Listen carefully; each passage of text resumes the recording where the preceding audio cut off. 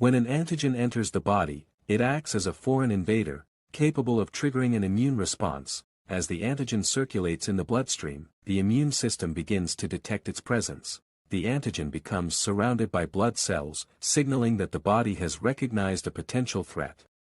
In response, the complement system activates. The C3 protein is cleaved into two parts, C3a and C3b.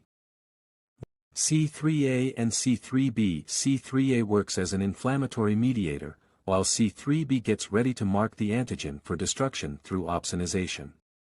Next, C3b binds to the antigen's surface, tagging it so immune cells can recognize and eliminate it. Once C3b attaches to the antigen, it recruits immune cells to the site, preparing for the immune attack. Among these immune cells are neutrophils.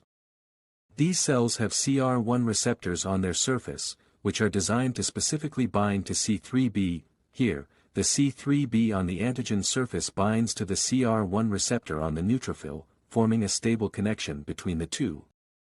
This binding triggers the neutrophil to engulf the antigen through a process called phagocytosis, pulling it inside the cell. Finally, inside the neutrophil, the antigen is destroyed, neutralizing the threat and completing the process of C3b mediated opsonization. Can be mediated not only by complement proteins but also by antibodies. Antibodies bind to the surface of pathogens, marking them for recognition by phagocytic cells.